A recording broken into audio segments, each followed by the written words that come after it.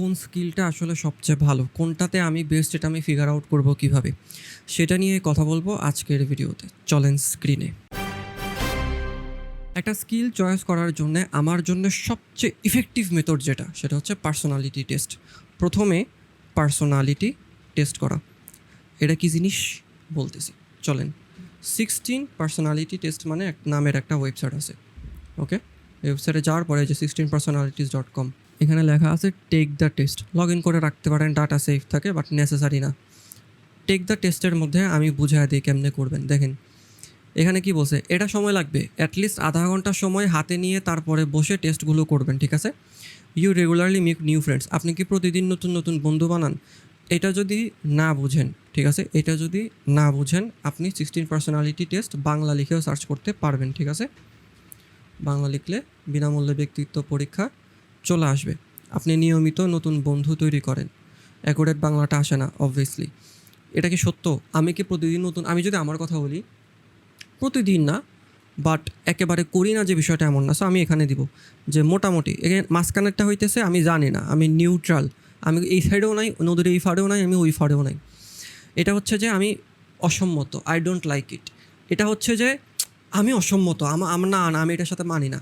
আর এটা হচ্ছে যে তোর সাহস কত বড়, তুই আমার এই কথা বলছস, মানে লেভেলটা বুঝতেছেন, আমি লেভেলটা বোঝাচ্ছি। সেমভাবে এই সাইডে যে হ্যাঁ আচ্ছা ঠিক আছে, হ্যাঁ ঠিক, এটা হইতেছে হ্যাঁ হ্যাঁ আমি মানি, ঠিক আছে, কথা ভুল না, ঠিক আছে।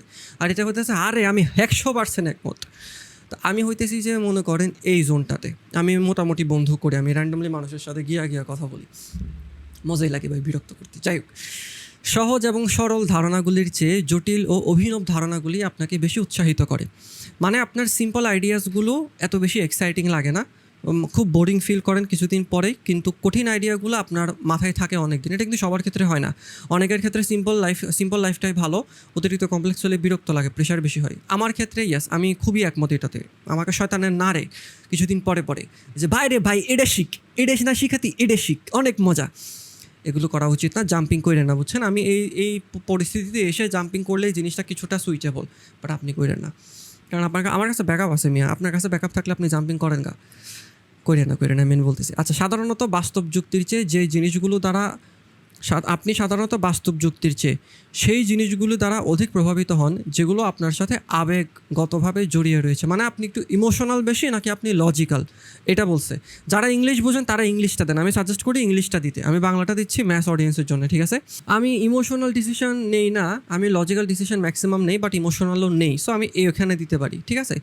আপনি বসবাস করার জন্য জায়গা সংগঠিত ও পরিষ্কার, আশেপাশে তাকায় দেখি, not entirely clean but disorganized, okay. আমার জায়গাটা ক্লিন বাট অর্গানাইজড না। সো এখানে আপনি সাধারণত অনেক চাপের মধ্যেও শান্ত থাকেন, এটা কাইন্ড অফ ট্রু। আমি শুরুতে যখন আমার প্রেশার আসে আমি মইরা যাই, হ্যাঁ হ্যাঁ হ্যাঁ কেমনে করবো, এরপর আবার ঠিক হয়ে যায় যে আচ্ছা না পারুম তো, এটা তো আমি পারি। কিছুদিন আগে একটা ইভেন্টের কাজ হয়, এলিভেট পের ইভেন্টের কাজ করি, ওরা বিটপাতে স্পন্সর ছিল, আপনার টাইটেল স্পন্সর ছিল। শুরুতে আমি অনেক প্যানিক করছি, হাই হাই হাই হাই কেমনে করুম, করতেছি ম্যানেজ হয়ে গেছে, শেষ। সো আমি শুরুতে প্যানিক করি, বাট পরে আবার শান্ত হয়ে যায়। সো আমি 100% একমত না, কারণ আমি শুরুতে প্যানিক করি। সো আমি এখানে দিতে পারি। আপনার কাছে নেটওয়ার্কিং কিংবা অপরিচিতদের কাছ থেকে প্রচার করা, সাধারণত আপনার কাছে নেটওয়ার্কিং বা অপরিচিতদের কাছে নিজেকে প্রচার করা, আর না আমি করি, আমার তো মজা লাগে, এই যে করতেছি এখন লাইভ, আমি 100% একমত এটাতে। আমার শরম লাগে না, তো আমার এত শরম নেই।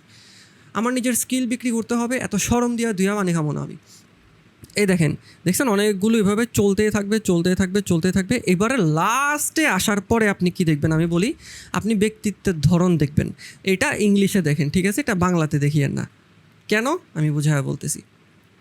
Take the test, personality test.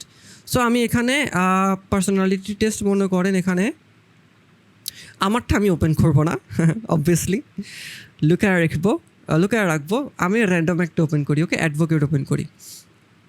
এখন দেখেন আপনার যে কাজটা ভাইয়া, অ্যাডভোকেট INFJ পার্সোনালিটি, দেখেন ভালো করে দেখেন, আপনার কাছে এরকম একটা নাম আসবে টেস্ট করার পরে। এই সেকশনটাতে দেখেন introduction, strength and weakness, romantic relationship, friendship, parenthood. মানে ওরা আপনাকে মোটামুটি একটা আইডিয়া দিবে যেটাতে আপনি নিজেকে চিনতে পারবেন। আমরা মানুষকে চেনার পেছনে এত সময় দেই যে আরে ও তো এমন, এ তো এমন। আমাদেরকে যখন কেউ বলে যে তুই একটু চুপচাপ ছেলে, তুই একটু অমুক ছেলে, তুই একটু অমুক মেয়ে, তখন আমরা নিজেদেরকে বুঝতে পারি। বাট এর আগে আমরা মানুষ হিসেবে কেমন সেটা আমরা ফিগার আউট করতে পারি না। এইটার জন্যেই এই পার্সোনালিটি টেস্ট। যেমন আচ্ছা, আমি আমারটা দিয়ে এক্সাম্পল দিই, বাদ দেন, নাহলে আপনাকে বোঝানো আমার জন্য কষ্ট হবে। কেন বলতেছি, এই যে দেখেন আমার হচ্ছে মিডিয়েটর পার্সোনালিটি। পার্সোনালিটি কিন্তু মানুষের চেঞ্জ হয়, দেখেন পরিবেশের কারণে পার্সোনালিটি অনেকেরই চেঞ্জ হয়, ইটস কমপ্লিটলি ফাইন। আমারটা আগে অন্যটা ছিল, এখন চেঞ্জ হয়েছে, 1 বছর পর হয়তো আরেকটা হবে। বাট তাহলে কেন করতেছি? কারণ ইনিশিয়াল আমাদের একটা পুশ দরকার, আমাদের একটা স্টার্টিং পয়েন্ট দরকার, স্টার্টিং পয়েন্টের জন্য এটা করা। সো দেখেন আমার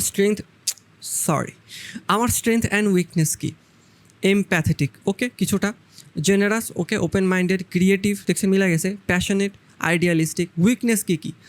Unrealistic. Nothing in this world is perfect, and that can be a difficult truth for INFP to accept.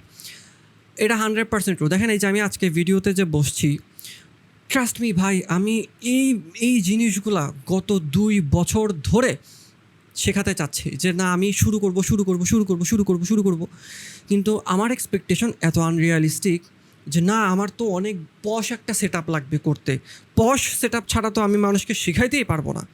খুবই পারফেকশনিস্ট মেন্টালিটি আমার, যে কারণে আমি এটা করতে পারি নাই, যেটা আমার আগে করা উচিত ছিল। এই জন্য আমার অনেক লস হয়েছে, অনেক লস। এই যে আমি এখন আপনাদেরকে শেখাচ্ছি, পার্সোনালি শেখালে আমি শেখাতে পারছি হাইয়েস্ট 100 জনকে। এখন ভিডিওটা কত মানুষ যে দেখবে I have no idea. At least 1000 মানুষও যদি দেখে, জাস্ট ইমাজিন একটা রুমের মধ্যে 1000 মানুষ। সো আমার এক্সপেকটেশনটা খুবই আনরিয়ালিস্টিক এবং পারফেকশনিস্ট অ্যাক্টিভিটি, যেটা উচিত না। এটা আমি জানতে পারছি আমার পার্সোনালিটি টেস্টের মাধ্যমে। এরপর সেলফ আইসোলেটিং, আনফোকাসড। আমি খুব বেশি ফোকাস থাকতে পারি না, এখানে আমার মেন্টাল অনেক মাথা খালি দৌড়াদৌড়ি করে। That is true eager to please, that is true as well. দেখা হয়তো বোঝা যায় না, but true. Self critical, extremely self critical আমি। এই যে আমি এখনও ভিডিও করতেছি, আমি ভাবতেছি কী ভাববে মানুষ, উল্লাপাল্লা কিছু ভাববে নাকি।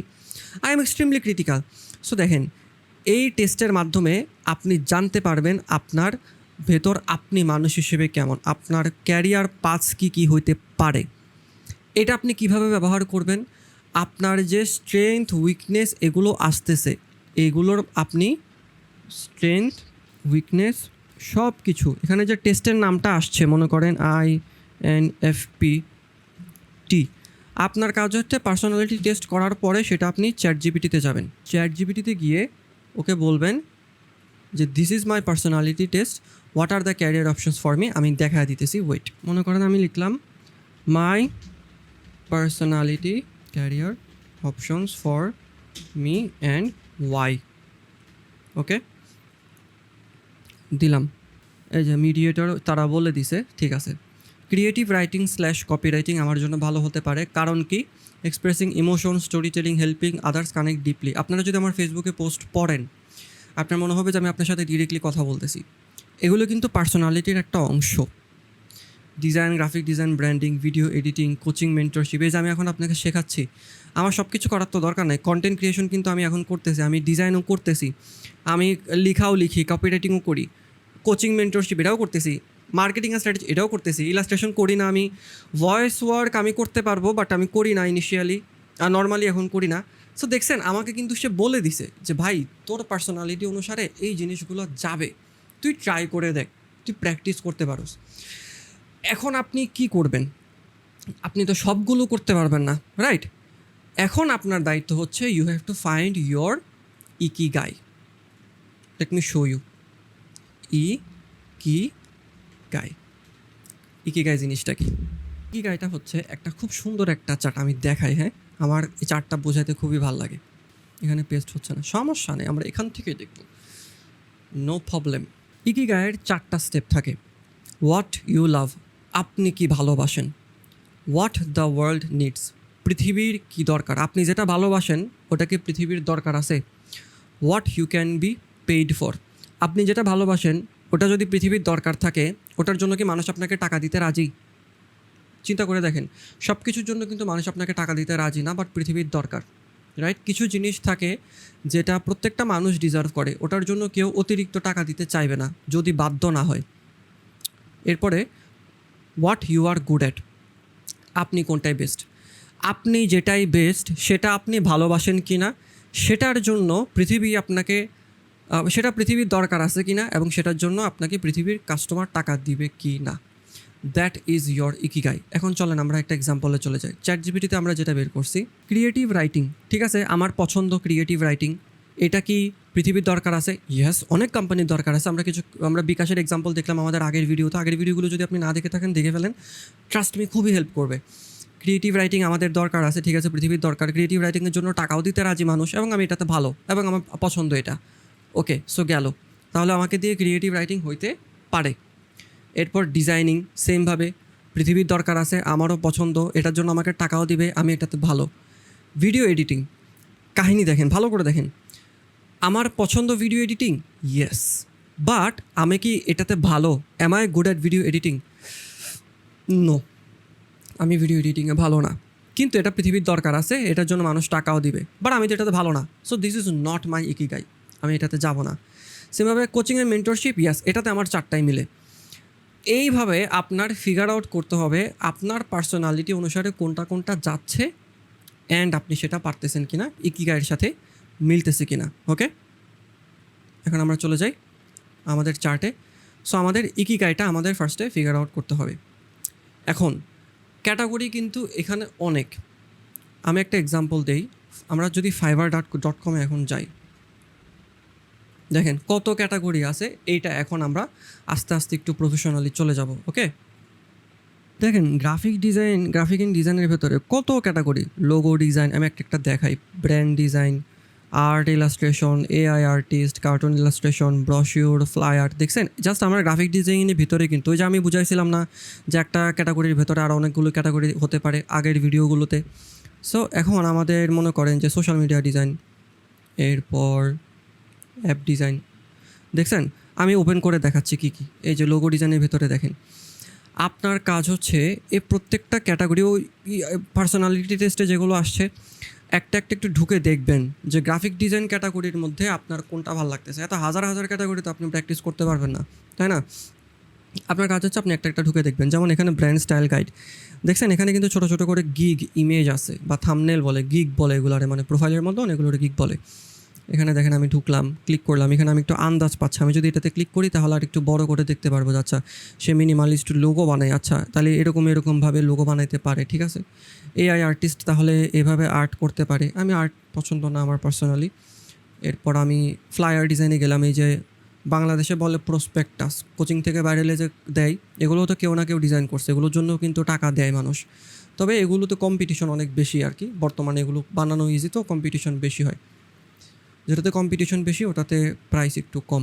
মনে করেন এই যে ফ্লায়ার ব্রশিওর করছে, আমি আপনাকে যদি 3-4টা পরে যাই, এগুলো হচ্ছে অ্যাকচুয়াল ক্লায়েন্টের কাজ, এগুলো কিন্তু ডিরেক্টলি ক্লায়েন্টের কাজ, সে করে দিছে। দেখছেন, এভাবে একটা ফ্লায়ার করে দিছে, খুবই সিম্পল ডিজাইন করে দিছে, হয়তো $15-20 ইজিলি পেয়ে গেছে। তবে হ্যাঁ ভাইয়া, এখানে একটা জিনিস আছে, এগুলো করলে যে আপনি টাকা পাবেন বিষয়টা কিন্তু এমন না। অনেকে আপনাকে বলবে যে আরে দেখছেন কত সিম্পল কাজ করে টাকা পয়সা কামাইছে। নো ভাই, দেয়ার আর লট অফ কম্পিটিশনস। ফাইবারে কি করলে যে আপনি কাজ পাবেন বিষয়টা কিন্তু এমন না। It takes a lot of time. Okay, এটা অনেক সময় লাগে। এরপর প্যাকেজিং আছে। তো দেখছেন আমার কাছে প্যাকেজিংগুলো খুব ভালো লাগে ভাই। স্বপ্নর ভিতরে ঢুকে যখন দেখি এত সুন্দর সুন্দর ডিজাইন, এই যে দেখেন, দেখছেন কত সিম্পল ডিজাইন, স্মার্ট ডিজাইন বিক্রি করতেছে।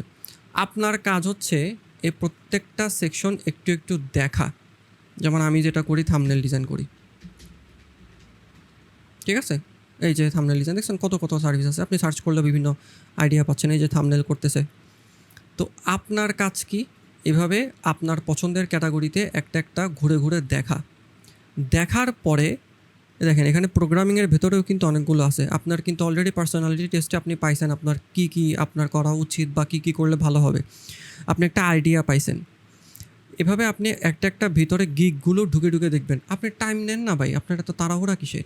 আপনার অমুক আইটি, অমুক তেমুক আইটি ডিজিটাল মার্কেটিংয়ের কোর্স বেচতেছে 22টা একটার ভিতরে, 24টা একটার ভিতরে, 42টা একটার ভিতরে। দরকার নাই তো। আপনি আগে ফিগার আউট করেন আপনার ডিজিটাল মার্কেটিং ভালো লাগে কিনা, আপনি ওই কাজগুলো বুঝতেছেন কিনা, এরপরে হচ্ছে আপনার বাকিগুলোতে যাওয়া। এখন আপনার প্রশ্ন আসবে যে ভাইয়া বুঝছি এই ক্যাটাগরিগুলো এমনে বাইর করা লাগে, বুঝছি, কই গেল আমাদের চার্ট, আমরা আমাদের চার্টে জায়গা ইকিগাইয়ের পরে আমরা ফাইবার ক্যাটাগরি থেকে গিগ এক্সপ্লোর করব, ঠিক আছে? এখন ঠিক আছে, আপনি ঘাটাঘাটি করলেন, ফাইবারে গিগ দেখলেন, এটা দেখলেন, ওটা দেখলেন। এখন আপনার প্রশ্ন হচ্ছে যে ভাইয়া ঠিক আছে, অনেকগুলো ক্যাটাগরি তো দেখছি, আমি 4-5টা ক্যাটাগরি চয়েস করছি, ভাইয়া এই জিনিসগুলো আমার কাছে ভালো লাগে, কিন্তু এইটাতে আমি ভালো কি না এটা আমি কিভাবে বুঝবো? আমি তো জিনিসটা করি নাই। একটা রেস্টুরেন্টের খাবার ভালো কি না এটা বোঝার উপায় কী? খায়া দেখা লাগবে। সেমভাবে আপনার এখন একটু একটু খেয়ে দেখা লাগবে।